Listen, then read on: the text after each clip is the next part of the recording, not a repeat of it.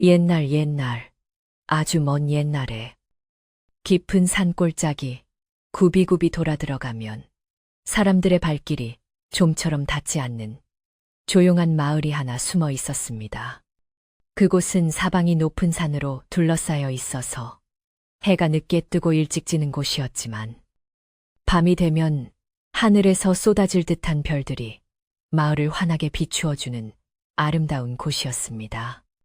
마을 사람들은 흙과 나무로 지은 집에서 오손도손 모여 살았고 계절이 바뀔 때마다 산이 내어주는 열매와 나무를 거두며 욕심 없이 하루하루를 보냈습니다. 바람이 불면 대나무 숲이 서걱거리는 소리가 자장가처럼 들려오고 맑은 시냇물 소리가 끊이지 않는 평화로운 마을이었습니다. 이 마을의 가장 끝자락 산으로 올라가는 길목에는 비바람에 색이 바랜 낡은 초가집이 한 채 서 있었습니다. 지붕 위에 시집은 오래되어 군데군데 푹 꺼져 있었고 황토로 바른 벽에는 세월의 흔적인 금이가 있었지만 마당은 언제나 비질이 잘 되어 있어 정갈한 느낌을 주었습니다.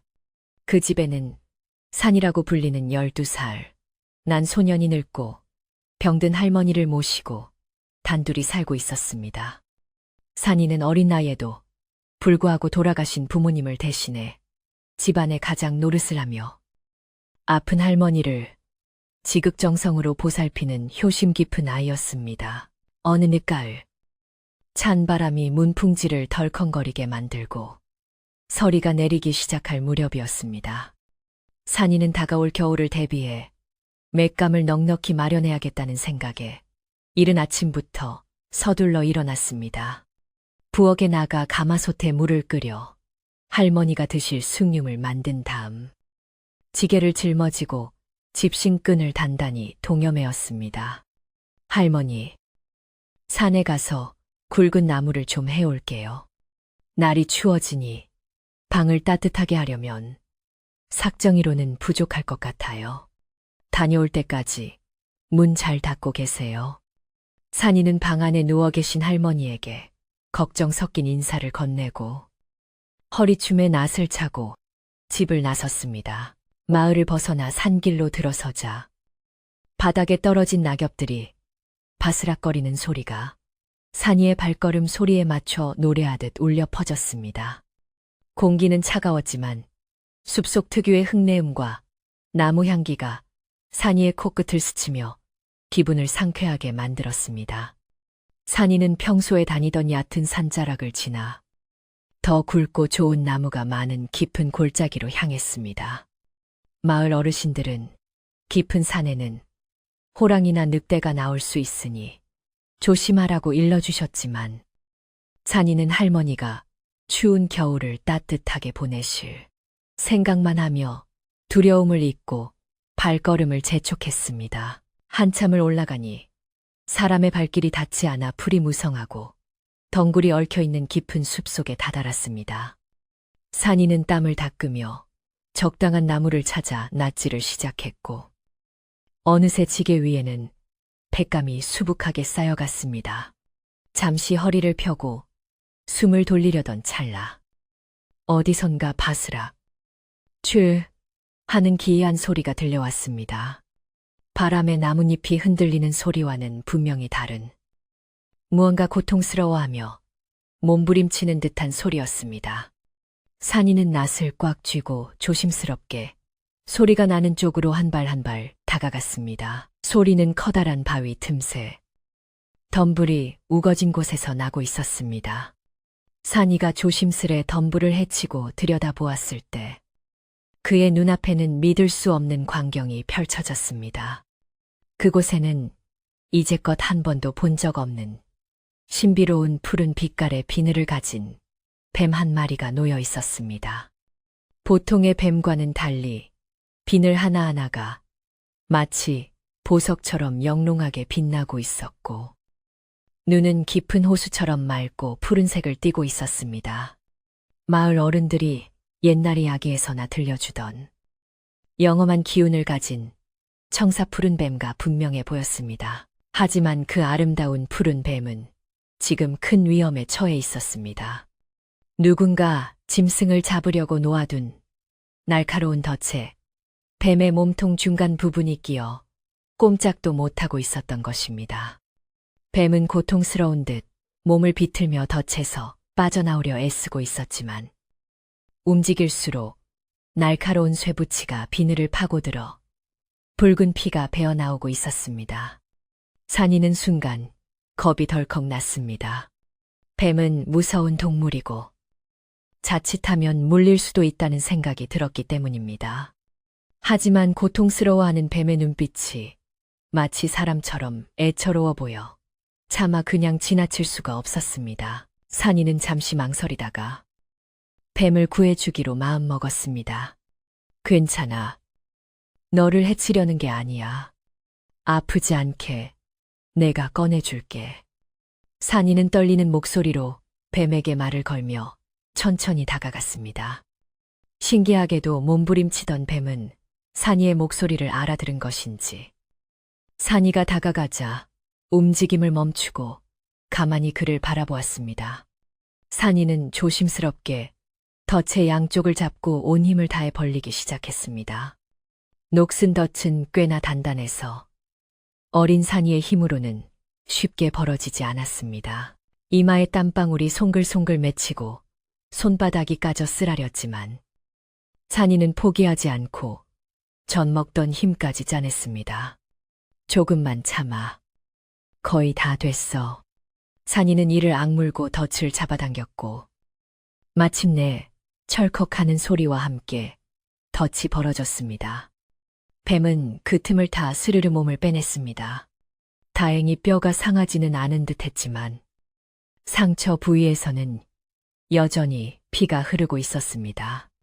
산이는 자신의 저고리 소매 끝을 북 찢어서 뱀의 상처 난 부위를 조심스럽게 감싸주었습니다.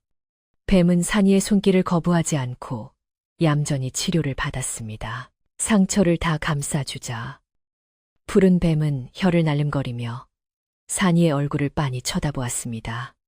그 눈빛은 무서운 짐승의 것이 아니라 마치 고마움을 표현하는 사람의 눈빛처럼 깊고 그윽했습니다. 뱀은 산이의 발치에서 한참을 머물며 주위를 맴돌더니 이내 숲속 깊은 곳으로 스르르 사라졌습니다. 뱀이 사라진 자리에는 신비로운 푸른빛의 잔상이 잠시 어리다가 흩어졌습니다. 산이는 뱀이 사라진 숲을 멍하니 바라보다가 자신이 정말 신기한 일을 겪었다는 생각에 가슴이 두근거렸습니다.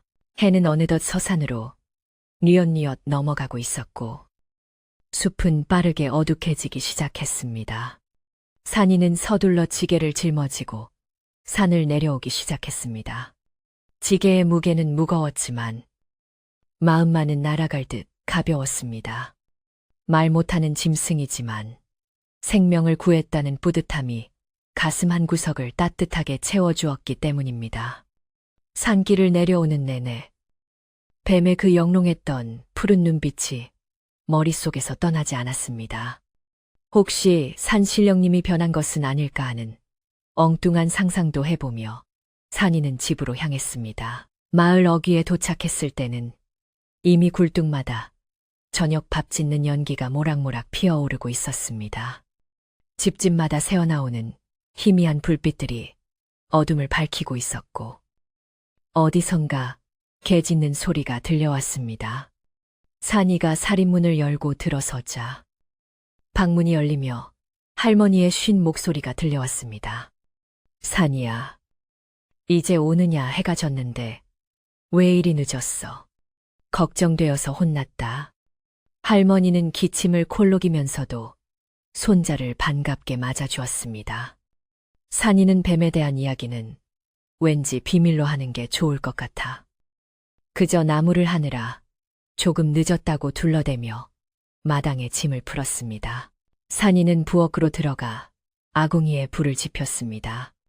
오늘 해온 굵은 나무를 넣자 불길이 힘차게 타오르며 금세 방바닥을 따뜻하게 데우기 시작했습니다. 가마솥에 물을 붓고 남은 밥과 나물을 넣어 죽을 끓이는 동안 산이는 아궁이 앞 죽으려 앉아 타닥타닥 타오르는 불꽃을 바라보았습니다. 불꽃 속에서 아까 보았던 푸른 뱀의 형상이 어른거리는 것 같았습니다. 상처가 잘 아물어야 할 텐데. 산이는 마음속으로 뱀의 안녕을 빌며 정성껏 저녁상을 차렸습니다. 할머니와 마주 앉아 소박한 저녁을 먹는 시간은 산이에게 가장 행복한 시간이었습니다. 오늘따라 밥맛이 꿀맛이구나. 우리 산이가 고생해서 해온 나무로 불을 떼서 그런가 보다. 할머니의 칭찬에 산이는 수줍게 웃으며 숟가락을 놀렸습니다. 비록 반찬은 김치와 짠지뿐이었지만 두 사람의 마음만은 그 어떤 부잣집 밥상보다 풍요로웠습니다.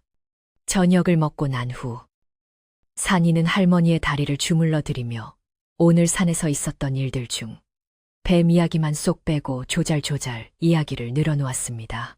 밤이 깊어지자 산골 마을은 칠흑 같은 어둠에 잠겼습니다. 밖에서는 찬 바람이 윙윙거리는 소리를 내며 나뭇가지를 흔들었지만 산인의 방은 아궁이의 온기로 훈훈했습니다. 할머니는 따뜻한 아랫목에 누워 금세 잠이 드셨고 산이도 그 옆에 누워 이불을 턱 밑까지 끌어당겼습니다. 천장의 석가래를 바라보며 오늘 하루를 되돌아보던 산이의 눈꺼풀이 점점 무거워졌습니다. 잠결에 산이는 다시 숲속에 있는 꿈을 꾸었습니다. 꿈속에서도 그 푸른 뱀은 산이를 지키듯 주위를 맴돌고 있었습니다. 다음 날 아침, 산이는 평소보다 일찍 눈을 떴습니다. 마당에 나가보니 간밤에 내린 서리로 장독대와 텃밭이 하얗게 덮여 있었습니다. 상쾌한 아침 공기를 마시며 기지개를 켜는데 살인문 밖에서 웅성거리는 소리가 들렸습니다. 무슨 일인가 싶어 문 밖을 내다보니 이웃집 돌쇠 아저씨가 지나가던 길에 산이를 보고 손짓을 했습니다. 산이야, 너 어제 산에서 혹시 이상한 거 못 봤니? 아랫마을 김영감님이 산에 갔다가 도깨비불 같은 파란 빛을 봤다고 난리도 아니란다. 산이는 가슴이 철렁했지만 모른 척 고개를 저었습니다. 글쎄요. 저는 나무하느라 바빠서 아무것도 못 봤는데요. 산이의 대답에 돌쇠 아저씨는 고개를 갸웃거리며 다시 갈 길을 갔습니다. 산이는 안도의 한숨을 내쉬었습니다. 혹시라도 사람들이 뱀을 잡으러 갈까봐 걱정이 되었던 것입니다. 산이는 뱀이 부디 사람들 눈에 띄지 않는 깊은 곳으로 숨었기를 바랐습니다. 그렇게 며칠이 지나고 마을에는 첫눈이 내릴 듯 하늘이 잔뜩 흐려졌습니다. 산이는 이제 뱀에 대한 기억을 조금씩 잊고 다가올 겨울 준비에 여념이 없었습니다. 그러던 어느 날 평소처럼 마당을 쓸고 있던 산이의 귀에 낯선 발자국 소리가 들려왔습니다. 마을 사람들의 익숙한 발소리가 아닌 투박하고 거친 발소리였습니다. 살인문이 거칠게 열리며 낯선 남자가 마당으로 성큼성큼 들어섰습니다. 그는 덩치가 크고 눈매가 사나웠으며 옷차림은 꽤나 비싸 보였지만 어딘가 지저분하고 험악한 인상을 풍겼습니다. 등 뒤에는 커다란 보따리를 메고 있었고 손에는 굵은 지팡이를 짚고 있었습니다. 산이는 빗자루를 멈추고 경계하는 눈빛으로 남자를 바라보았습니다. 여기가 김진사 댁이 맞느냐? 남자가 굵은 목소리로 물었습니다. 김진사는 산이의 돌아가신 할아버지를 부르는 호칭이었습니다. 산이는 조심스럽게 고개를 끄덕였습니다. 네, 맞습니다만 누구신지요? 산이의 물음에 남자는 콧방귀를 뀌며 마당을 휘 둘러보았습니다. 그의 눈길이 닿는 곳마다 왠지 모를 서늘한 기운이 느껴졌습니다. 방 안에서 기척을 느낀 할머니가 힘겨운 몸을 이끌고 문을 열고 내다보았습니다. 남자는 할머니를 보자마자 비릿한 웃음을 지으며 다가갔습니다. 형수님, 저를 기억하시겠습니까? 저 멀리 고개 넘어 살던 육촌 시동생 혹부리입니다. 할머니는 흐릿한 눈을 비비며 남자를 자세히 보더니 깜짝 놀라 뒷걸음질을 쳤습니다. 아니, 자네가 여긴 웬일인가 10년도 넘게 소식 한 번 없더니. 할머니의 목소리에는 반가움보다는 두려움과 당혹감이 묻어 있었습니다. 산이는 본능적으로 이 남자가 달갑지 않은 손님이라는 것을 직감했습니다. 혹부리 영감이라 불린 그 남자는 허락도 없이 마루에 걸터 앉으며 진보다리를 풀어헤쳤습니다. 웬일이라니요. 형님이 돌아가시고 형수님 혼자 고생하신다는 소문을 듣고 찾아왔지요. 그리고 영감은 말끝을 흐리며 품속에서 꼬깃꼬깃한 종이 한 장을 꺼내 들었습니다. 종이는 오래되어 누렇게 변해 있었고 알 수 없는 글자들이 빼곡히 적혀 있었습니다. 형님이 살아생전에 저한테 큰 빚을 지셨던 거 기억하시지요? 그 빚을 받으러 왔습니다. 돈이 없으면 이 집과 밭이라도 내놓으셔야 할 겁니다. 청천벽력 같은 소리에 산이와 할머니는 그저 멍하니 그를 바라볼 수밖에 없었습니다. 평화롭던 산이네 집에 먹구름이 몰려오고 있었습니다. 산이는 주먹을 꽉 쥐었습니다. 할아버지가 빚을 졌다는 이야기는 금시초문이었습니다. 할아버지는 평생 남에게 폐를 끼치지 않고 정직하게 사셨던 분이었습니다. 하지만 어린 산이가 보기에 저 종이는 너무나도 그럴듯해 보였고 혹부리 영감의 기세는 너무나 등등했습니다. 과연 산이는 이 위기를 어떻게 헤쳐나갈 수 있을까요? 산이의 마음속에 문득 며칠 전 숲속에서 구해준 푸른 뱀의 눈빛이 스쳐 지나갔습니다. 혹부리 영감이 내민 낡은 종이 한 장은 평온하던 산이네 집에 떨어진 날벼락과도 같았습니다. 종이에는 알 수 없는 한문들이 어지럽게 쓰여 있었고 맨 아래에는 할아버지의 도장이 선명하게 찍혀 있었습니다. 산이는 그를 잘 몰랐지만 그 도장만큼은 익히 보아왔던 것이라 가슴이 덜컥 내려앉았습니다. 할머니는 영감님이 빚을 다 갚았다고 했는데 그럴 리가 없어. 라고 중얼거렸지만 목소리에는 힘이 없었습니다. 혹부리 영감은 그런 할머니를 비웃기라도 하듯 콧노래를 흥얼거리며 방 아랫목 가장 따뜻한 자리를 차지하고 누워버렸습니다. 자, 이제부터 이 집 주인은 나니까 잔말 말고 밥이나 차려와. 오는 길에 배가 고파 죽는 줄 알았다. 기왕이면 씨암탉이라도 한 마리 잡아오고. 영감은 마치 제 집 안방인 양 큰 소리를 쳤습니다. 산이는 주먹을 부들부들 떨었지만 당장 쫓아낼 힘도 명분도 부족했습니다. 무엇보다 충격을 받은 할머니가 그만 혼절하듯 자리에 눕고 마셨기 때문입니다. 산이는 입술을 깨물며 부엌으로 향했습니다. 억울하고 분했지만 당장 할머니를 보살피기 위해서는 이 난폭한 불청객의 비위를 맞추는 수밖에 없었습니다. 부엌에서 쌀을 씻는 산이의 손등 위로 눈물이 뚝뚝 떨어졌습니다. 쌀 씻는 소리조차 서럽게 들리는 저녁이었습니다. 마당에 있는 닭장에서 닭을 잡으려는데 닭들이 산이의 마음을 아는지 오늘따라 유난히 푸덕거리고 도망을 다녔습니다. 닭을 쫓으며 산이는 생각했습니다. 할아버지가 정말 빚을 남기셨을까? 아니야. 할아버지는 돌아가시기 전 내 손을 잡고 빚 한 톨 없이 깨끗하게 산 것이 자랑스럽다고 하셨어. 하지만 눈앞의 현실은 산이의 믿음을 자꾸만 흔들었습니다. 저녁상이 차려지자 혹부리 영감은 게 걸스럽게 밥을 먹어치웠습니다.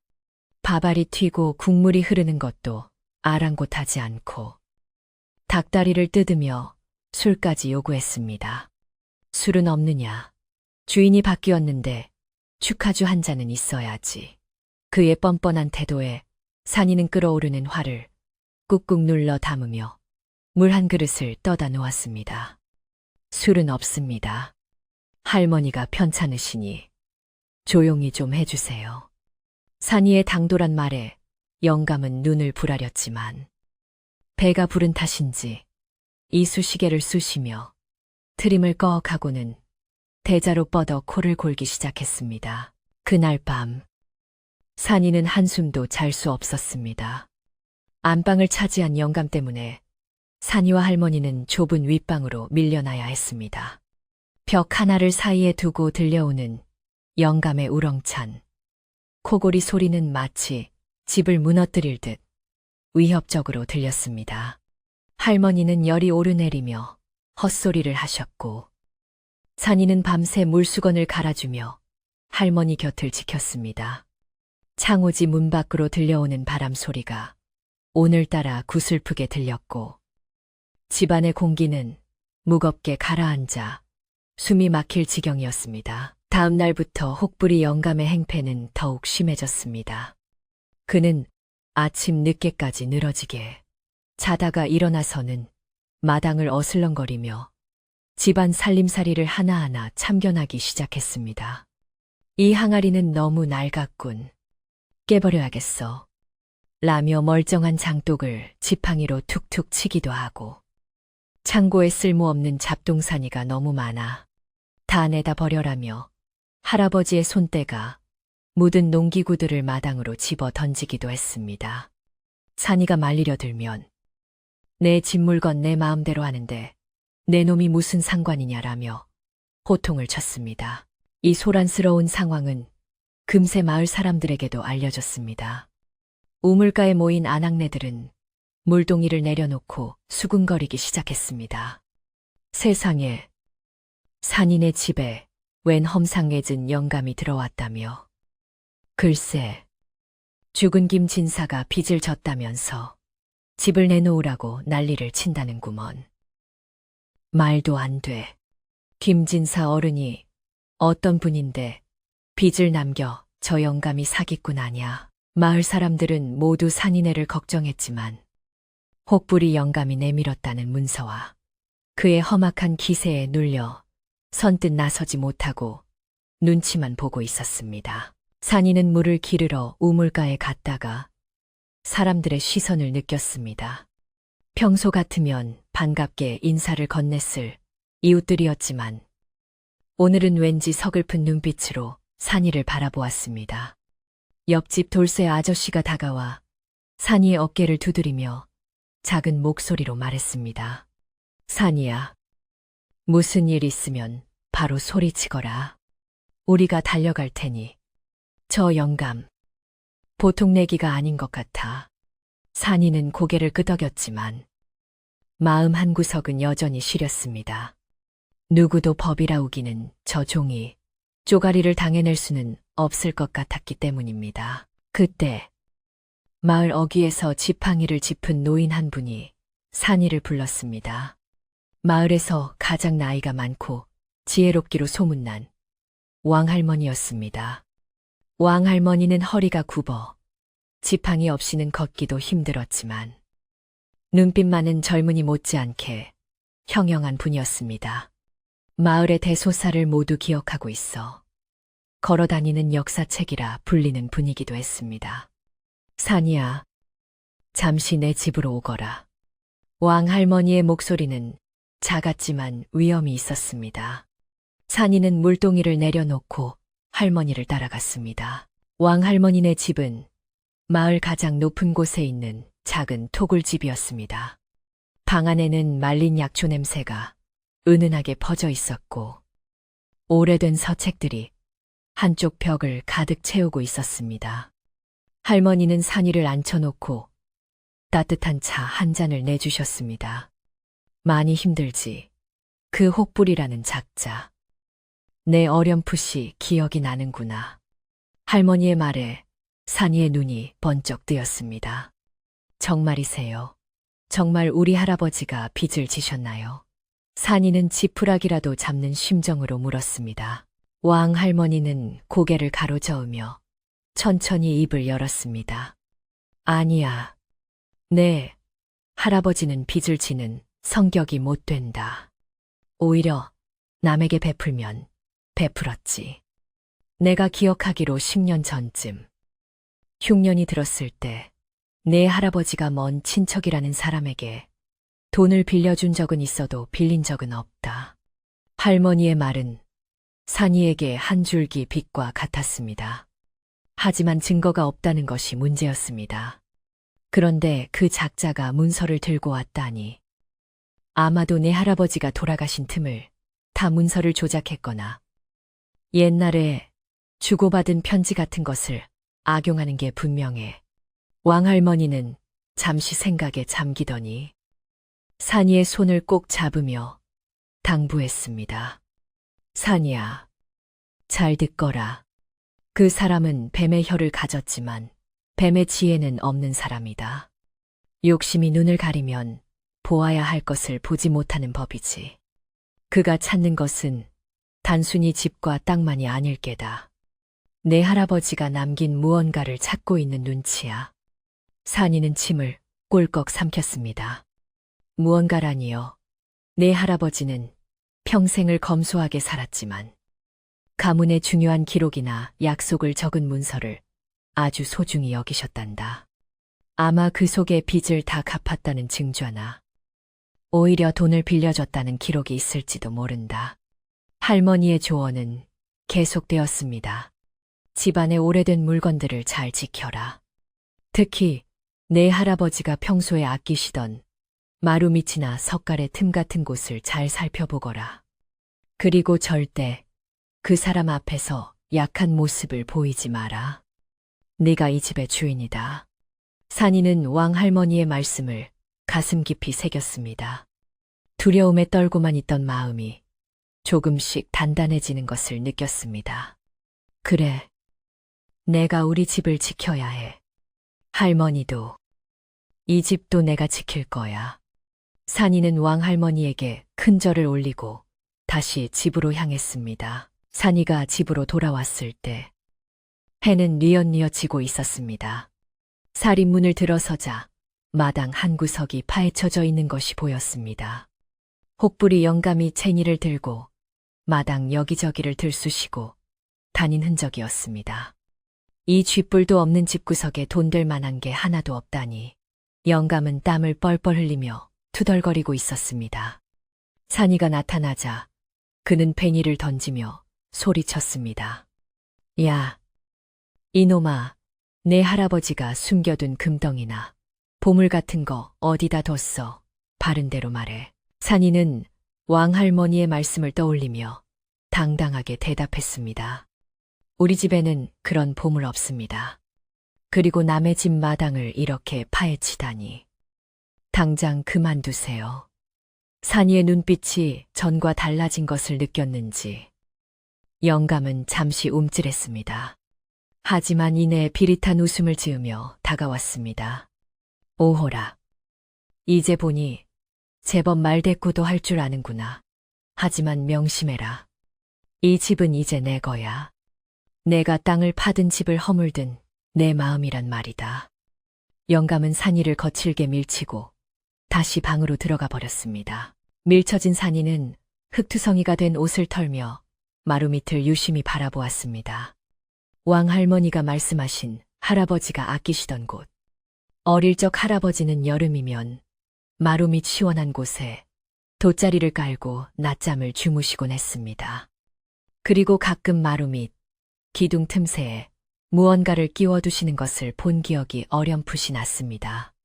하지만 지금은 혹부리 영감이 안방과 마루를 차지하고 있어 가까이 가기가 쉽지 않았습니다.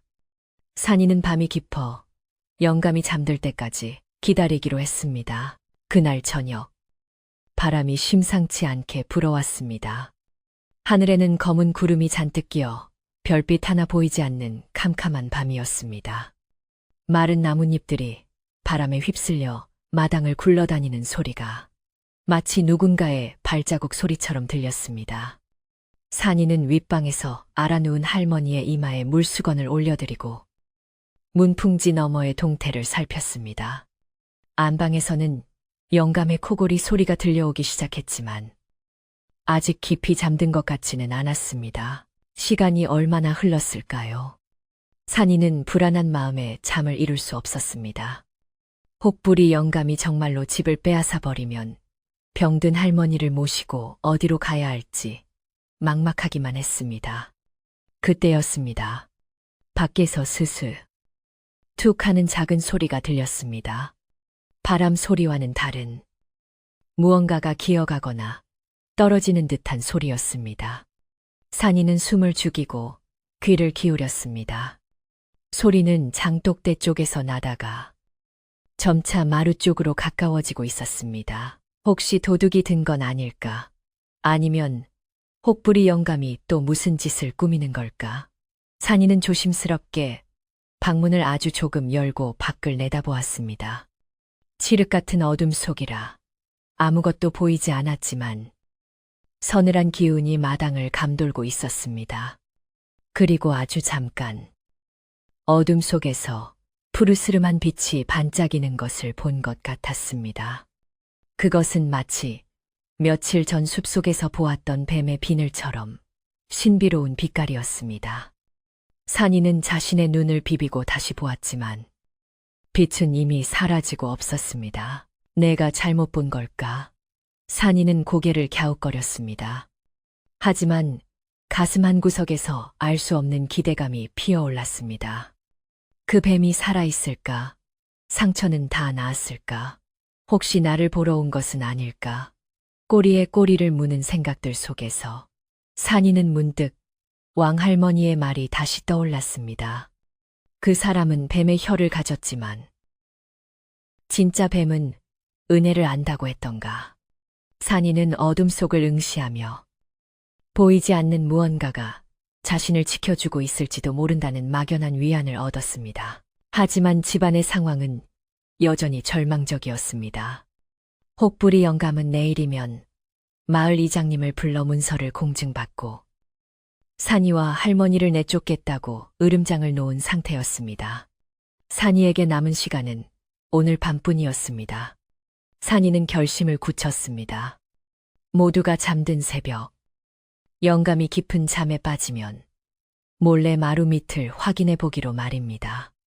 만약 할머니 말씀대로 그곳에 무언가가 있다면 그것이 이 집을 구할 유일한 희망이 될 것이었습니다. 밤은 점점 깊어가고 마을의 개 짖는 소리마저 잦아들었습니다. 산골 마을의 정막 속에서 혹부리 영감의 코골이 소리만이 간헐적으로 정적을 깼습니다. 산이는 콩닥거리는 가슴을 진정시키며 윗목에 놓인 호롱불 심지를 아주 작게 줄였습니다. 그리고 할머니가 깨지 않도록 조심조심 방문을 열 준비를 했습니다.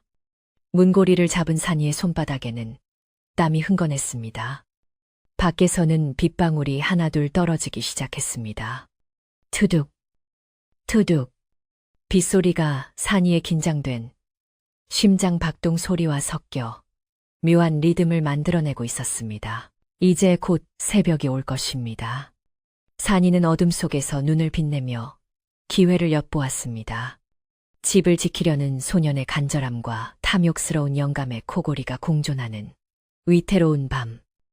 그리고 그 어둠 속 어딘가에 푸른 눈빛을 가진 존재가 조용히 때를 기다리고 있었습니다.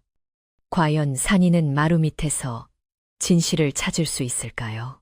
그리고 다시 찾아온 푸른 뱀은 산이에게 어떤 도움을 줄 수 있을까요? 빗줄기가 점점 굵어지며 지붕을 때리는 소리가 거세지고 있었습니다. 추적추적 내리던 빗줄기는 밤이 깊어질수록 점점 더 굵어져 장대비로 변해갔습니다.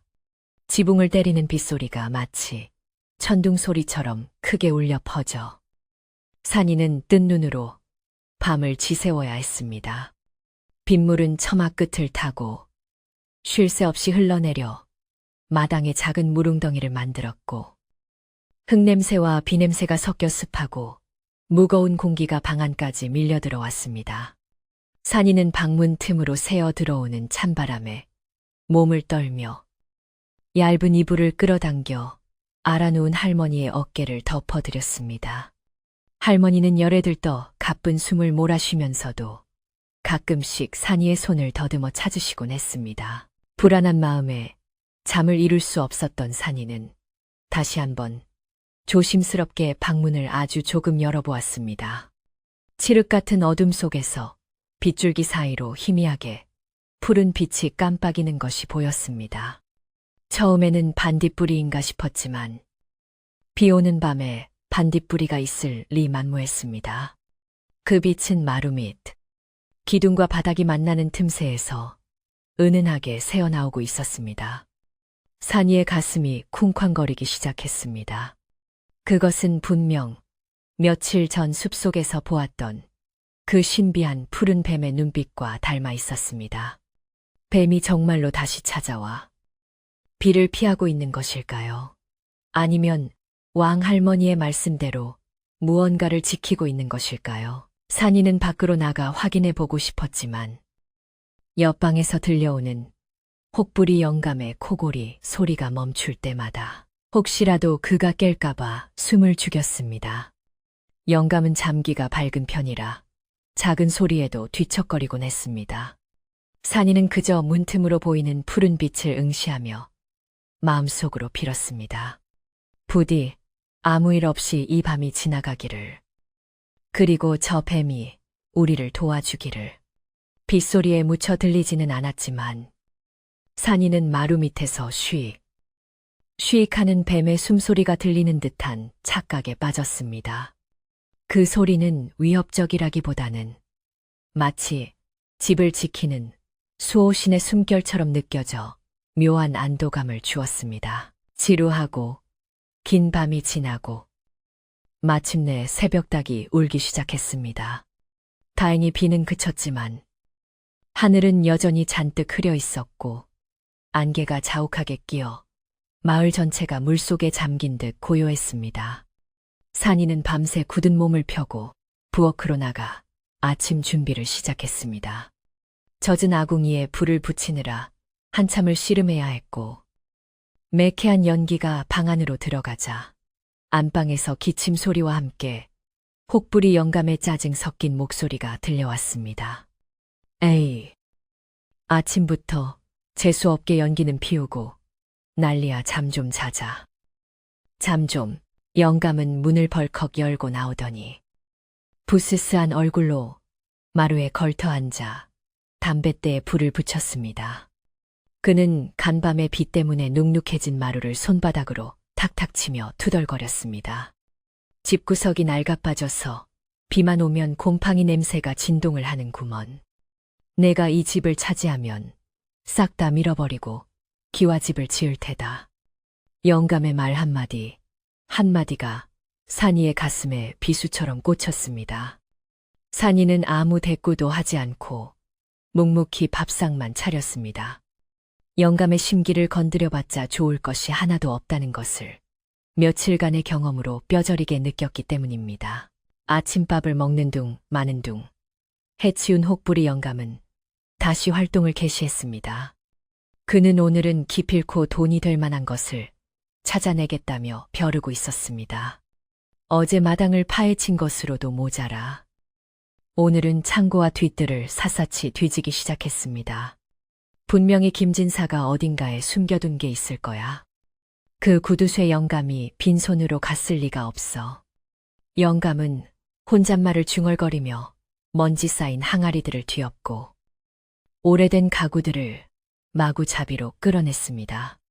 와장창, 쨍그랑, 그릇 깨지는 소리가 마당에 울려 퍼질 때마다 산이는 가슴이 조마조마했습니다. 산이는 할머니가 놀라실까 방문을 꼭 닫고 마당으로 나와 영감의 뒤를 쫓아다니며 어지러진 물건들을 정리했습니다. 영감님, 제발 이러지 마세요. 우리 집에는 정말 아무것도 없어요. 산이가 애원했지만 영감은 들은 척도 하지 않았습니다.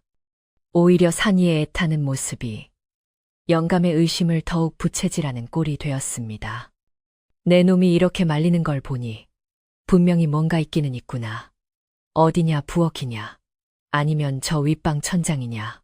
영감의 눈빛이 탐욕으로 번들거렸습니다. 그러던 중 영감의 시선이 문득 마루 밑을 향했습니다. 산이가 어젯밤 내내 주시했던 바로 그곳이었습니다.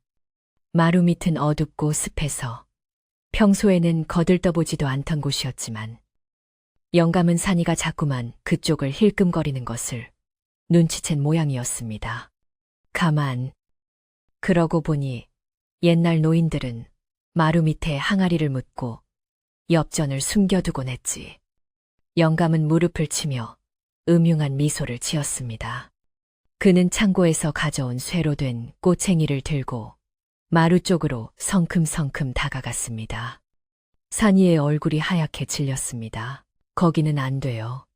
거기는 할아버지가 제일 아끼시던 곳이란 말이에요. 산이는 다급하게 영감의 앞을 가로막았습니다. 하지만 산이의 저항은 영감에게 확신을 줄 뿐이었습니다. 비켜라. 이 녀석 할아버지가 아꼈다는 건 그만큼 중요한 게 있다는 뜻. 아니냐. 내 오늘 기어이 저 마루를 뜯어보고 말 테다. 영감은 산이를 거칠게 밀쳐버리고 마루 끝자락에 꼬챙이를 쑤셔 넣었습니다. 끼익 하는 소름 끼치는 소리와 함께 낡은 마루널이 들썩거렸습니다. 산이는 넘어진 채로 일어나지도 못하고 소리쳤습니다. 안 돼요. 제발 그만두세요. 하지만 영감은 이미 이성을 잃은 상태였습니다. 그는 꼬챙이를 지렛대 삼아 온 힘을 다해 마루널을 들어 올리기 시작했습니다.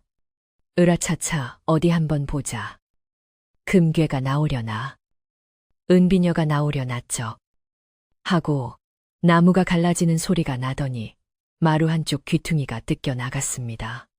뜯겨 나간 틈 사이로 어두컴컴한 마루 밑 공간이 드러났습니다. 영감은 고개를 들이밀고 안을 들여다보았습니다. 그 순간이었습니다. 어두운 구멍 속에서 시퍼런 빛 2개가 번쩍하고 빛났습니다. 영감은 깜짝 놀라 으악하고 비명을 지르며 뒤로 나자빠졌습니다. 엉덩방아를 서인 영감이 덜덜 떨며 손가락질한 곳에서 스르르 하는 소리와 함께 무언가가 모습을 드러냈습니다. 그것은 바로 산이가 구해주었던 그 푸른 뱀이었습니다. 하지만 숲에서 보았을 때보다 훨씬 더 크고 위험 있는 모습이었습니다. 뱀은 페리를 튼 채 상체를 꼿꼿이 세우고 영감을 노려보고 있었습니다. 온몸에서 뿜어져 나오는 푸른 기운이 주위의 공기를 서늘하게 만들었습니다. 뱀이다. 구렁이다. 아니, 저게 무슨 색깔이야. 파란 뱀이라니. 영감은 기겁을 하며 마당을 기어 도망치려 했습니다. 하지만 욕심이 공포를 이긴 것일까요? 아니면 뱀을 보고 놀란 가슴이 분노로 바뀐 것일까요? 영감은 곧 정신을 차리고는 주변에 있던 굵은 몽둥이를 집어들었습니다. 이런 요물 같으니라고 내 집에 뱀이 들어와 살다니. 이러니 집안 꼴이 이 모양이지. 내 당장 저놈의 머리통을 박살내주마. 영감은 몽둥이를 높이 쳐들고 뱀을 향해 달려들었습니다. 산이는 더 이상 망설일 틈이 없었습니다. 두려움보다는 뱀을 지켜야 한다는 생각이 앞섰습니다. 산이는 번개같이 달려가 뱀과 영감 사이를 가로막고 섰습니다. 양팔을 벌려 뱀을 보호하며 산이가 외쳤습니다. 안 돼요. 이 뱀은 나쁜 뱀이 아니에요. 우리 집을 지켜주는 뱀이란 말이에요. 영감은 눈이 뒤집혀 산이가 앞을 막는 것도 보이지 않는 듯 했습니다. 비켜라. 저런 요물을 살려두면 집안이 망해 너도 뱀 귀신에 홀린 게냐. 영감의 몽둥이가 허공을 갈랐습니다. 산이는 눈을 질끈 감았습니다. 몽둥이가 자신의 몸에 떨어질 것이라 생각하며 이를 악물었습니다. 그러나 몽둥이는 떨어지지 않았습니다. 대신 쉬익하는 날카로운 파열음이 들려왔습니다. 산이가 살며시 눈을 뜨자 놀라운 광경이 펼쳐졌습니다. 푸른 뱀이 산이의 어깨 위로 솟구쳐 올라 영감을 향해 입을 크게 벌리고 위협하고 있었던 것입니다. 뱀의 입안에서는 독이 아닌 푸른 안개 같은 것이 뿜어져 나오고 있었고 그 기세에 눌린 영감은 몽둥이를 든 채 얼어붙어 있었습니다. 뱀의 눈은 분노로 이글거리고 있었지만 신기하게도 산이에게는 그 어떤 적이도 느껴지지 않았습니다. 오히려 뱀이 자신의 등 뒤에서 따뜻한 온기를 전해주는 것 같았습니다.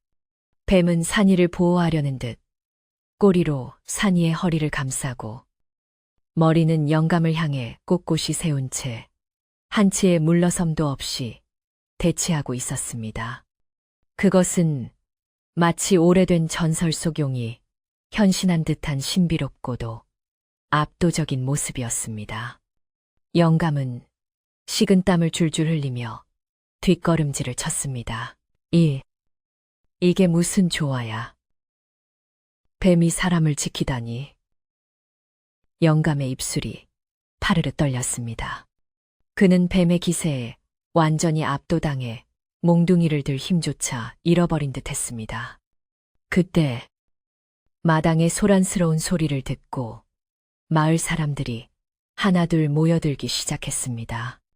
돌쇠 아저씨와 옆집 아주머니, 그리고 왕할머니까지. 웅성거리는 소리가 담장 너머에서 들려오더니 이내 사람들이 대문을 열고 마당으로 들어섰습니다. 그들은 마당 한가운데서 펼쳐지고 있는 기이한 광경을 보고 입을 다물지 못했습니다. 저게 뭐야, 파란 뱀이잖아. 세상에, 저런 뱀은 난생 처음 보네. 산이를 감싸고 있는 거 좀 봐. 혹부리 영감이 몽둥이를 들고 있는 걸 보니 뱀을 잡으려던 모양인데 마을 사람들은 두려움 반, 호기심 반으로 수군거렸습니다. 뱀을 본 사람들은 본능적으로 뒷걸음질을 쳤지만 뱀이 산이를 해치지 않고 오히려 보호하고 있다는 사실을 깨닫고는 묘한 경외감을 느끼기 시작했습니다. 왕할머니는 지팡이를 짚고 앞으로 나서며 조용히 상황을 지켜보았습니다. 혹부리 영감은 사람들이 모여들자 다시 기운을 차린 듯 억울하다는 표정을 지으며 소리쳤습니다. 동네 사람들, 이것 좀 보시오. 저놈이 집구석에 요망한 뱀을 키우면서 나를 해치려 합니다.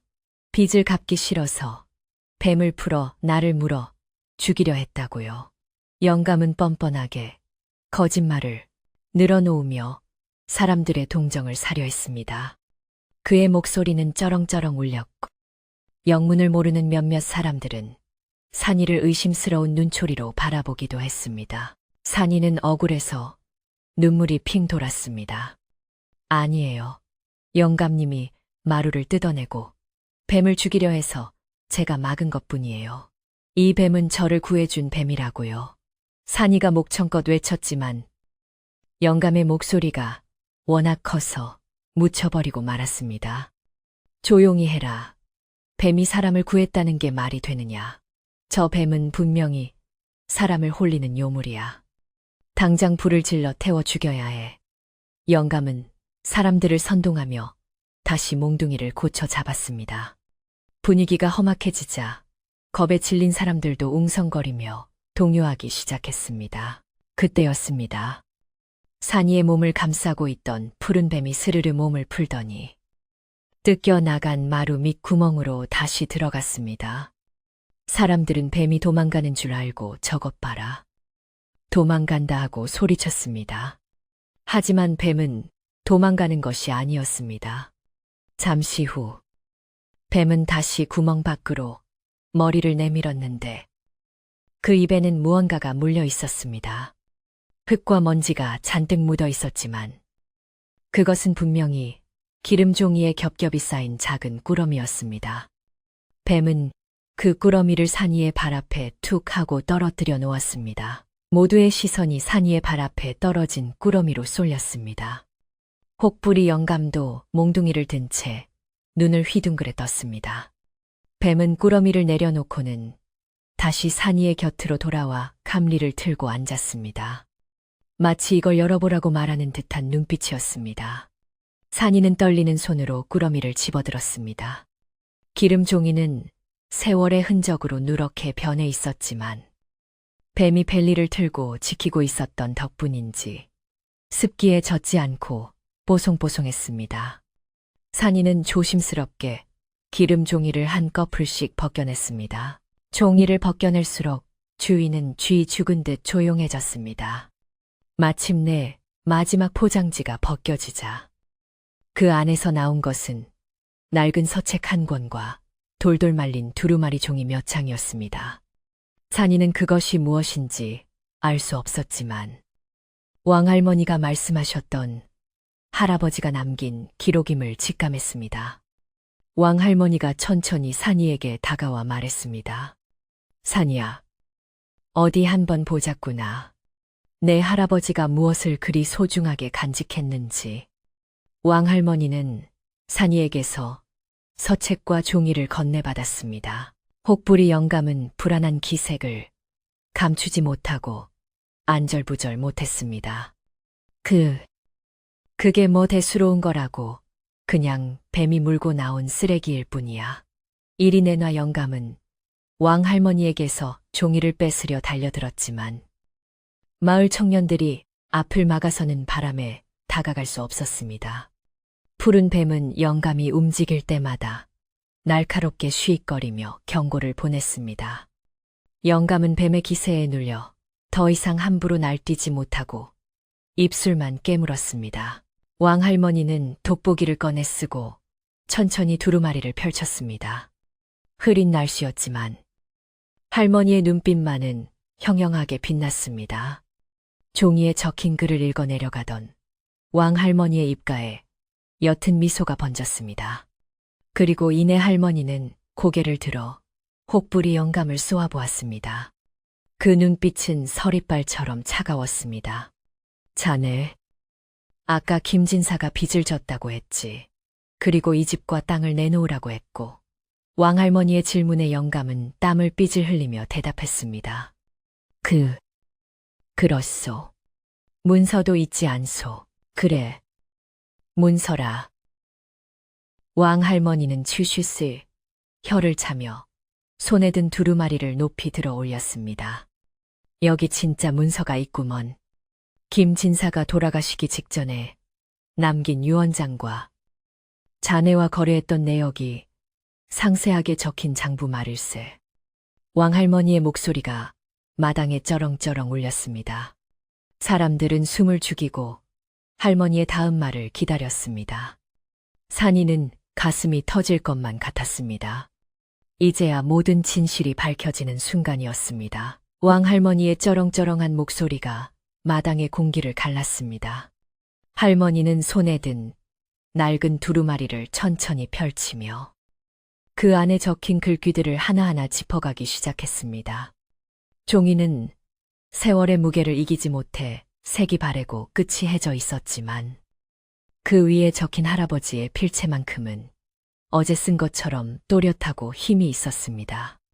왕할머니는 돋보기를 고쳐 쓰고 숨죽여 기다리는 마을 사람들과 얼굴이 사색이 된 혹부리 영감을 번갈아 쳐다보며 엄숙하고도 단호한 목소리로 글을 읽어 내려갔습니다.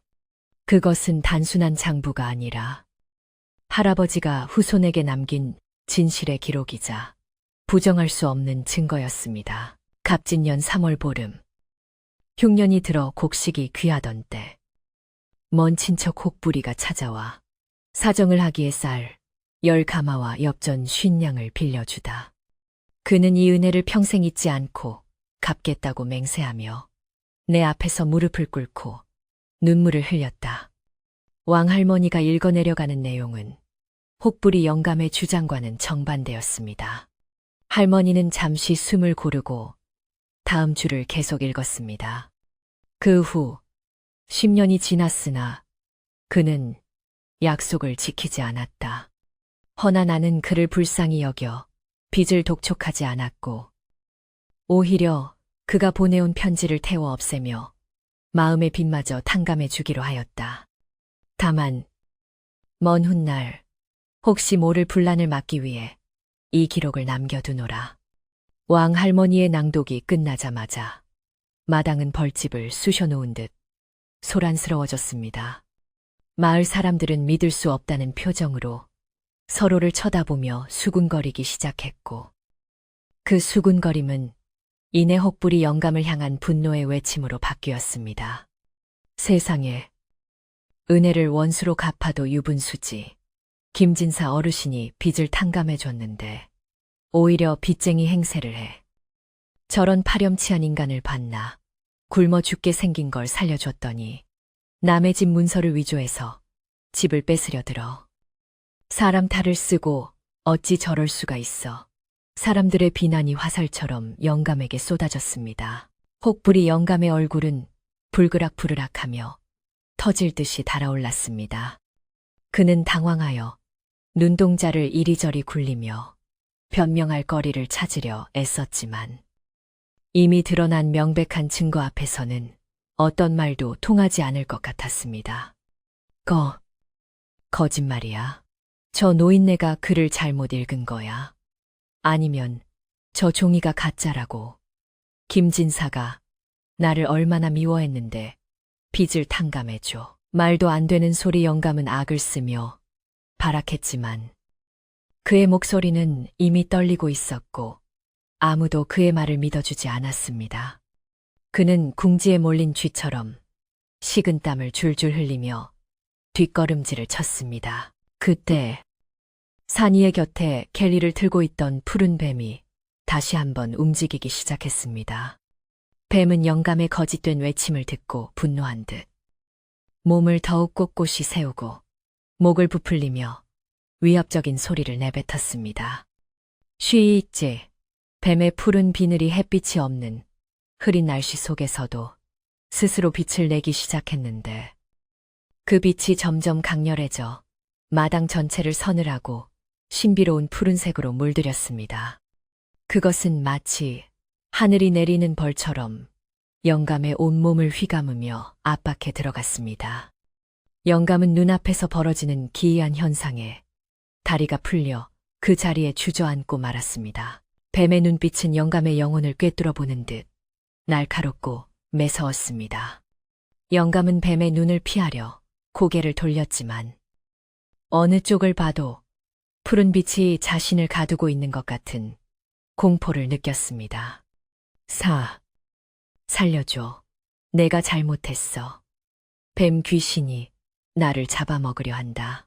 영감은 허공에 대고 손을 휘저으며 미친 사람처럼 비명을 질렀습니다. 그의 탐욕스럽던 기세는 온데간데 없이 사라지고 오직 살고 싶다는 본능만이 남아 추한 꼴을 보이고 있었습니다. 마을 사람들은 그 모습을 보며 혀를 찼습니다. 욕심이 과하면 화를 부른다는 옛말이 하나도 틀린 게 없었습니다. 마을 이장님이 엄한 표정으로 앞으로 나서며 영감에게 호통을 쳤습니다. 당신 입으로 뱉은 말이 있으니 책임을 져야 할 것이오. 당장 저 가짜 문서를 찢어버리고 이 마을에서 떠나시오. 만약 다시 한번 이 집에 얼씬거리거나 산이를 괴롭힌다면 그때는 우리 마을 사람들이 가만히 있지 않을 것이오. 관아에 고발하여 콩밥을 먹게 해주겠소. 이장님의 말에 덩치 좋은 마을 청년들이 영감을 둘러싸고 위협적인 자세를 취했습니다. 돌쇠 아저씨는 영감이 들고 있던 몽둥이를 빼앗아 멀리 던져버렸습니다.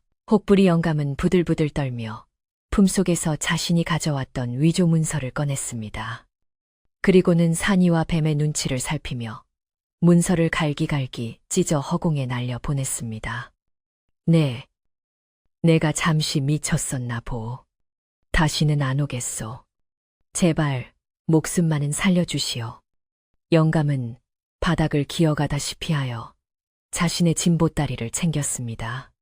챙기는 와중에도 손이 떨려 물건들을 몇 번이나 떨어뜨리는 모습이 처량하기까지 했습니다. 그는 신발도 제대로 신지 못한 채 도망치듯 대문을 향해 내달렸습니다. 영감이 대문을 나서자마자 마을의 개들이 짖으며 그의 뒤를 쫓았습니다. 멍멍컹 개 짖는 소리와 영감의 비명소리가 뒤섞여 멀어지더니 이내 고개 너머로 완전히 사라졌습니다. 영감이 사라지자 며칠 동안 산인의 집을 짓누르고 있던 먹구름이 걷히는 듯 했습니다. 하늘을 뒤덮고 있던 구름 사이로 한 줄기 햇살이 비치기 시작했고 마당을 감돌던 음산한 기운도 씻은 듯이 사라졌습니다. 산이는 긴장이 풀려 다리에 힘이 빠지며 그 자리에 털썩 주저앉았습니다. 눈에서는 참았던 눈물이 하염없이 흘러내렸습니다. 산이야, 이제 다 끝났다. 내가 집을 지켜냈어. 왕할머니가 다가와 산이의 등을 토닥여 주었습니다. 할머니의 따뜻한 손길에 산이는 엉엉 소리내어 울음을 터뜨렸습니다. 서러움과 안도감이 뒤섞인 울음소리가 마당에 울려 퍼지자 지켜보던 마을 아주머니들도 눈시울을 붉히며 코끝을 훔쳤습니다. 어린 것이 그동안 얼마나 마음고생이 심했을까. 그래도 저 뱀이 아니었으면 큰일 날 뻔했어. 정말 영물은 영물이네.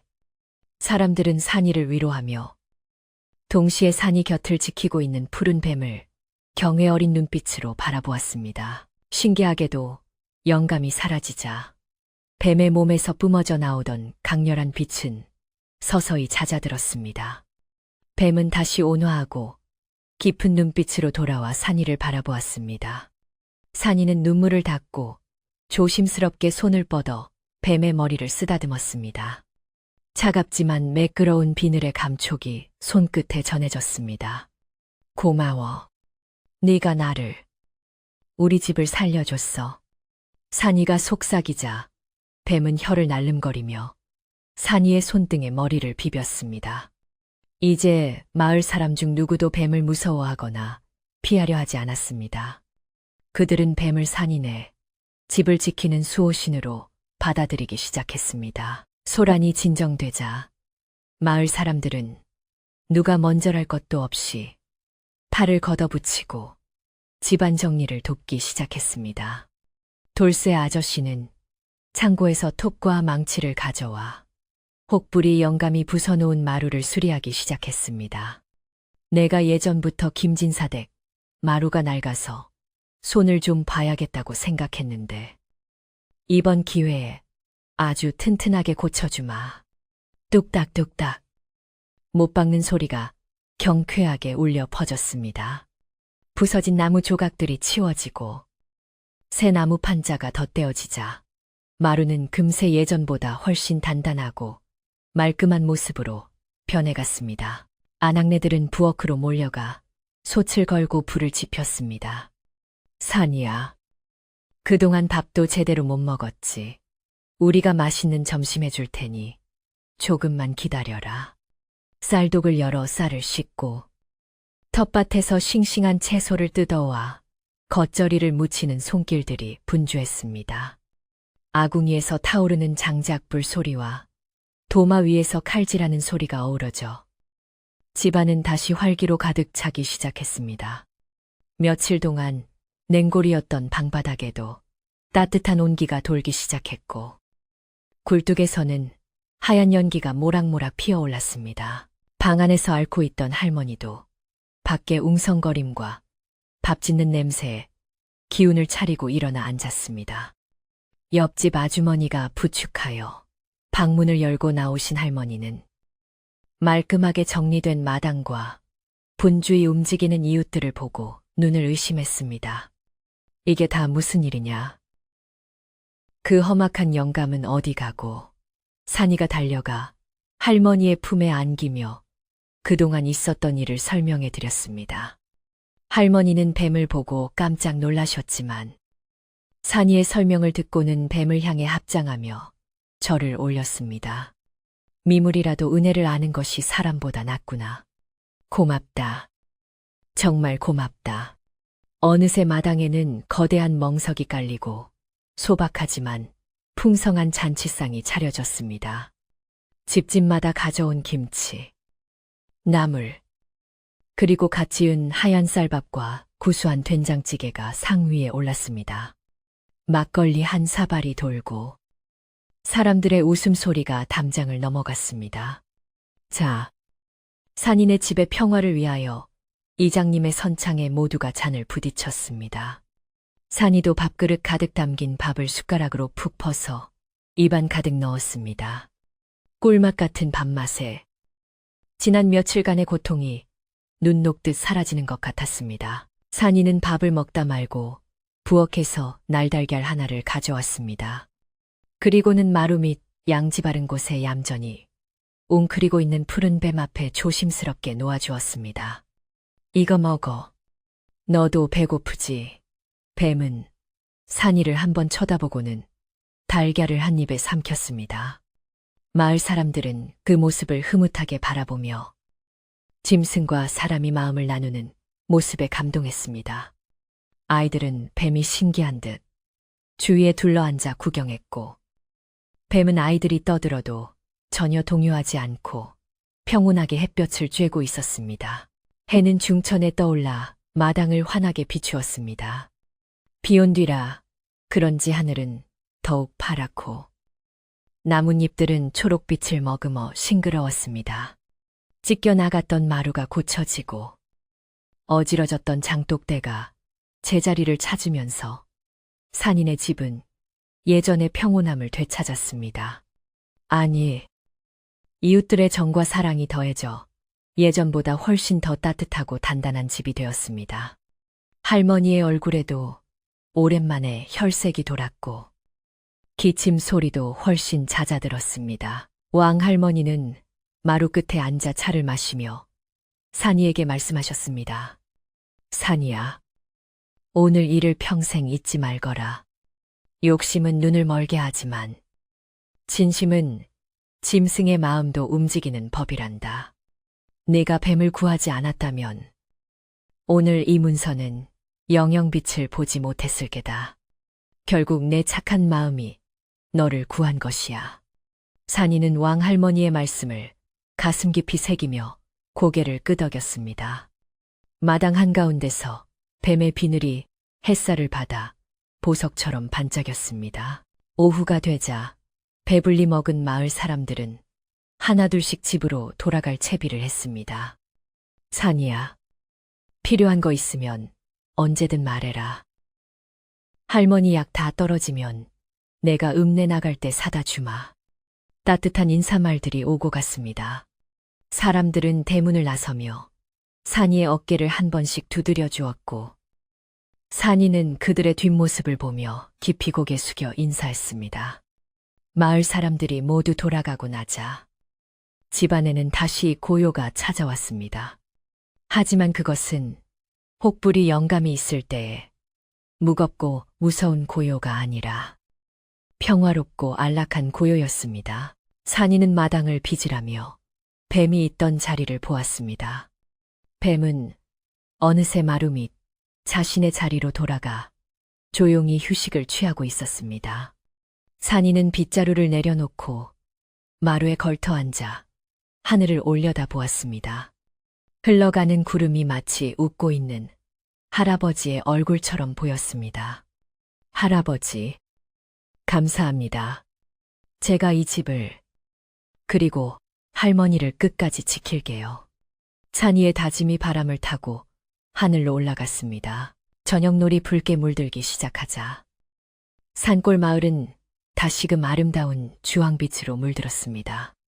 산이는 부엌으로 들어가 저녁 준비를 시작했습니다. 점심을 많이 먹어 배가 불렀지만 할머니를 위해 가볍게 숭늉을 끓이기로 했습니다. 타닥타닥 타오르는 아궁이, 불빛이 산이의 얼굴을 붉게 비추었습니다. 불빛 속에서 산이는 오늘 있었던 일들을 다시 한번 떠올려 보았습니다. 무섭고 떨렸지만 결국은 모든 것이 제자리로 돌아왔다는 사실에 마음이 놓였습니다. 이제 밤이 오면 산이는 두 다리를 뻗고 편안하게 잘 수 있을 것입니다. 더 이상 악몽을 꾸지도 낯선 소리에 잠을 설치지도 않을 것입니다. 마루 밑에는 든든한 수호신인 푸른 뱀이 있고 곁에는 사랑하는 할머니가 계시니까요. 숭늉이 끓는 구수한 냄새가 방 안으로 퍼져나갔습니다. 할머니의 평온한 숨소리가 들려오는 저녁. 산인의 집은 그 어느 때보다 따뜻하고 평화로웠습니다. 소란스러웠던 하루가 지나고 산골 마을에 다시 칠흑 같은 어둠이 내려앉았습니다. 마을 사람들이 모두 돌아가고 난 뒤에 집안은 언제 그랬냐는 듯 고요했지만 그 정막은 예전처럼 무겁거나 외로운 것이 아니었습니다. 마당에는 사람들의 온기가 아직 남아있는 듯 훈훈했고, 부엌 아궁이의 잔불은 은은하게 타오르며 늦가을 밤의 한기를 막아주고 있었습니다. 산이는 깨끗하게 치워진 마루에 앉아 밤하늘에 총총히 박힌 별들을 올려다보았습니다. 유난히 밝게 빛나는 북두칠성이 마치 산이의 머리 위에서 미소 짓고 있는 것만 같았습니다. 산이의 곁에는 여전히 푸른 뱀이 덧니를 튼 채 조용히 밤의 정취를 함께하고 있었습니다. 산이는 뱀을 바라보며 나지막이 말을 건넸습니다. 오늘 정말 고마웠어. 네가 아니었다면 나는 할아버지의 뜻도 지키지 못하고 집도 빼앗겼을 거야. 뱀은 산이의 목소리를 듣고 고개를 들어 산이와 눈을 맞추었습니다. 달빛을 받은 뱀의 푸른 비늘은 신비로운 광채를 뿜어내며 마치 밤바다의 물결처럼 잔잔하게 일렁였습니다. 뱀의 눈빛에는 더 이상 날카로움이나 경계심이 없었고 깊은 호수처럼 평온하고 따뜻한 기운만이 감돌고 있었습니다. 산이는 뱀과 자신 사이에 말로 설명할 수 없는 깊은 유대감이 흐르고 있음을 느꼈습니다. 그것은 생명을 구해준 자와 은혜를 갚은 자 사이의 끈끈한 정 그 이상이었습니다. 밤바람이 대나무 숲을 지나오며 사각사각하는 소리를 냈습니다. 산이는 문득 뱀이 이제 떠날 준비를 하고 있다는 것을 직감적으로 느꼈습니다. 뱀은 산이의 집을 지키기 위해 잠시 머물렀던 것일 뿐. 본래 있어야 할 곳은 좁은 마루 밑이 아니라 넓고 깊은 숲속이라는 것을 산이도 알고 있었습니다. 뱀은 산이의 무릎에 머리를 한번 살짝 기대었다가 떼더니 마당을 가로질러 살인문 쪽으로 천천히 움직이기 시작했습니다. 그 움직임은 미끄러지듯 유연했고 소리 없이 조용했지만 단호했습니다. 산이는 아쉬운 마음에 자리에서 벌떡 일어났습니다. 벌써 가려고 조금 더 있다가 가면 안 될까? 산이의 물음에 뱀은 잠시 멈춰 서서 뒤를 돌아보았습니다. 하지만 뱀은 다시 돌아오지 않았습니다. 대신 꼬리를 살랑거리며 산이에게 따라오라는 듯한 신호를 보냈습니다. 산이는 집신을 꿰어 신고뱀의 뒤를 따랐습니다. 뱀은 마을 어귀를 지나 산으로 이어지는 오솔길로 향했습니다. 달빛이 비추는 산길은 낮과는 또 다른 신비로운 분위기를 자아내고 있었습니다. 풀벌레 소리가 뱀과 산이의 발걸음 소리에 맞춰 합주하듯 울려 퍼졌고 밤이슬을 머금은 풀잎들이 산이의 발목을 스치며 차가운 감촉을 전했습니다. 마을이 내려다 보이는 언덕 위에 이르자 뱀은 멈춰 섰습니다. 그곳은 산이가 처음 뱀을 만났던 숲으로 들어가는 입구이자 마을의 전경이 한눈에 들어오는 곳이었습니다. 뱀은 몸을 일으켜 세우고 산이를 향해 마지막 인사를 건네는 듯 고개를 끄덕였습니다. 그때 밤하늘에 구름이 걷히고 보름달이 환하게 드러나며 뱀의 몸을 비추었습니다. 그러자 놀라운 일이 벌어졌습니다. 뱀의 몸에서 푸른 빛이 피어오르더니 그 빛이 점점 커져 뱀의 형상을 감싸 안았습니다. 빛은 눈이 부실 정도로 찬란했지만 따갑지 않았고 오히려 포근하고 성스러운 느낌을 주었습니다. 산이는 숨을 죽이고 그 광경을 지켜보았습니다. 빛 속에서 뱀의 모습이 희미해지는가 싶더니 이내 한 줄기 푸른 바람이 되어 숲속 깊은 곳으로 스르르 스며들었습니다. 뱀이 사라진 자리에는 은은한 향기만이 남아 있었습니다. 그것은 꽃향기 같기도 하고 오래된 나무의 향기 같기도 한 마음을 맑게 해주는 향기였습니다. 산이는 뱀이 사라진 숲을 향해 깊이 허리를 숙여 절을 했습니다. 잘 가. 부디 몸 조심해. 그리고 정말 고마웠어. 평생 잊지 않을게. 산이의 목소리가 메아리가 되어 숲속으로 퍼져나갔습니다. 비록 뱀은 떠났지만 산이는 뱀이 언제나 자신을 지켜보고 있을 거라는 믿음을 가졌습니다. 집으로 돌아오는 길, 산이의 발걸음은 한결 가벼웠습니다. 허전함보다는 가슴 벅찬 감동과 뿌듯함이 차올랐기 때문입니다. 집에 도착하니 할머니가 잠에서 깨어 산이를 기다리고 계셨습니다. 어딜 다녀오느냐? 밤이슬이 차다. 할머니의 목소리에는 걱정이 담겨 있었지만 얼굴색은 몰라보게 좋아져 있었습니다. 할머니, 그 뱀이 산으로 돌아갔어요. 제가 배웅해주고 왔어요. 산이가 할머니의 손을 잡으며 말했습니다. 할머니는 고개를 끄덕이며 인자한 미소를 지으셨습니다. 그래, 영물은 제 갈 길을 아는 법이다. 우리에게 큰 복을 주고 갔으니 그 뱀도 분명 좋은 곳으로 갔을 게다. 다음 날 아침, 마을에는 산이와 푸른 뱀에 대한 이야기가 전설처럼 퍼져나갔습니다. 사람들은 산이네 집을 복받은 집이라 부르며 지나갈 때마다 한 번씩 쳐다보곤 했습니다. 혹부리 영감이 남기고 간 흉흉한 소문은 온데간데 없이 사라지고 대신 산이의 효심과 뱀의 보은에 대한 칭송만이 가득했습니다. 마을 어른들은 산이를 볼 때마다 어린 나이에 집안을 지켜낸 장한 아이라며 머리를 쓰다듬어 주었고 바틸이 서툰 산이를 위해 틈틈이 일손을 거들어 주었습니다. 산이는 마을 사람들의 따뜻한 관심 속에서 더욱 씩씩하게 자랐습니다. 계절은 흘러 어느덧 겨울이 찾아왔습니다. 산골의 겨울은 매섭기로 유명했지만 그의 겨울만큼은 산이네 집의 따뜻한 온기가 끊이지 않았습니다. 마을 사람들이 십시일반으로 모아준 웻감이 헛간 가득 쌓여 있었고 광에는 쌀과 잡곡이 넉넉했기 때문입니다. 눈이 펑펑 쏟아져 온 세상이 하얗게 덮인 날이면 산이는 아랫목에 앉아 할머니에게 옛날 이야기를 해달라고 졸랐습니다. 할머니는 화로에 밤을 구워주시며 할아버지의 젊은 시절 이야기, 마을의 옛 전설들을 도란도란 들려주셨습니다. 창호지 문 밖에서는 바람이 윙윙거렸지만 방 안은 군밤 냄새와 할머니의 다정한 목소리로 가득 채워져 더없이 포근했습니다. 할머니의 병세도 날이 갈수록 호전되었습니다. 마음의 짐이었던 빚 문제가 해결되고 집안의 평화가 찾아오자 몸의 병도 자연스럽게 낫게 된 것입니다.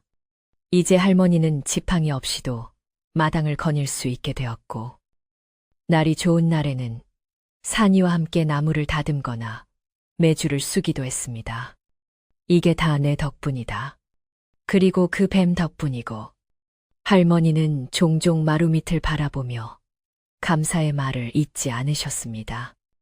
산이도 가끔 마루 밑을 들여다보며 텅 빈 공간에 뱀이 좋아했던 달걀을 놓아두곤 했습니다. 다음 날이면 달걀은 사라지고 없었는데 산이는 산짐승이 먹었거니 생각하면서도 혹시나 뱀이 다녀간 것은 아닐까 하는 즐거운 상상을 했습니다.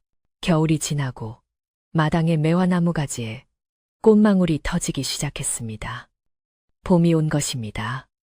겨우내 얼었던 계곡물이 녹아 졸졸 흐르는 소리가 들려오고 산과 들에는 아지랑이가 피어올랐습니다. 산이는 겨우내 벼르던 집수리를 시작했습니다. 혹부리 영감이 훼손했던 곳들은 마을 사람들의 도움으로 이미 고쳐졌지만 낡은 울타리와 지붕을 보수하여 더욱 튼튼한 집을 만들고 싶었기 때문입니다.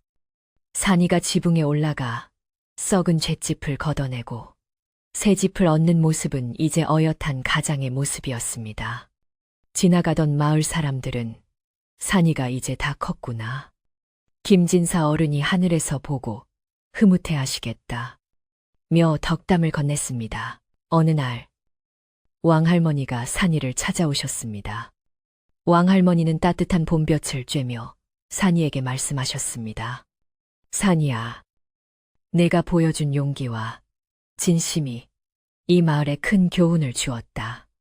사람들은 이제 욕심보다는 베푸는 삶이 얼마나 소중한지 알게 되었단다.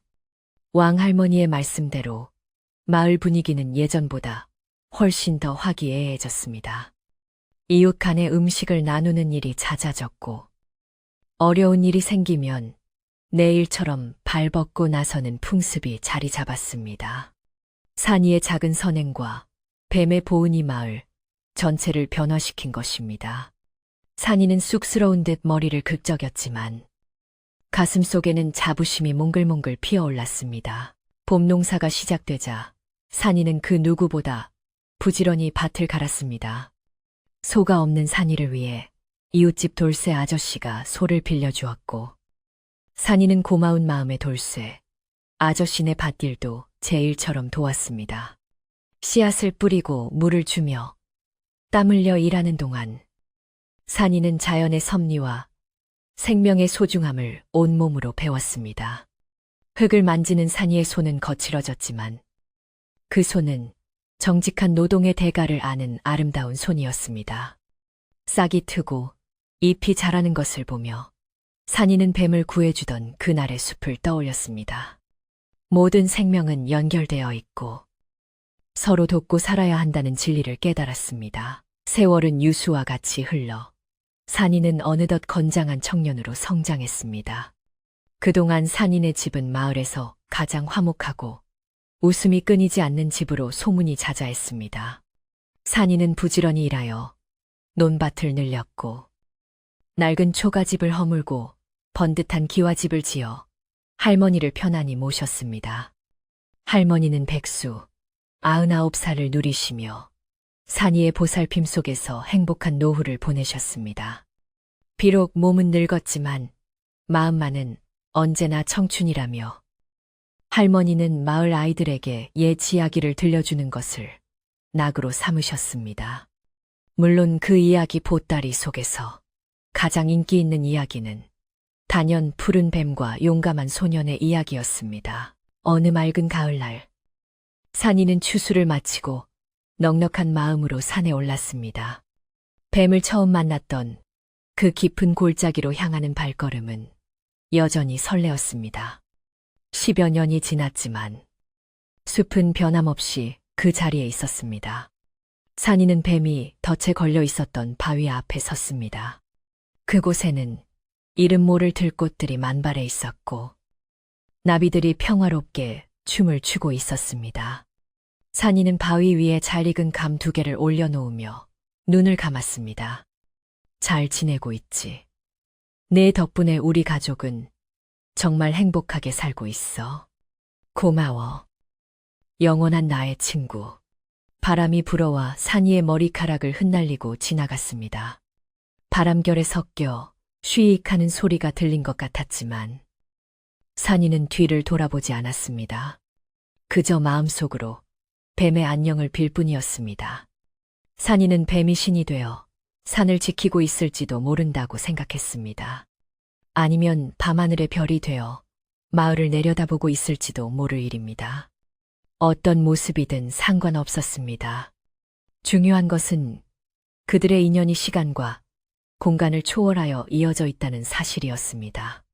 산이는 숲의 정기를 듬뿍 마시고 다시 마을로 내려왔습니다. 그날 저녁, 산이네 집에서는 마을 잔치가 열렸습니다. 풍년을 축하하고 이웃 간의 정을 나누는 자리였습니다.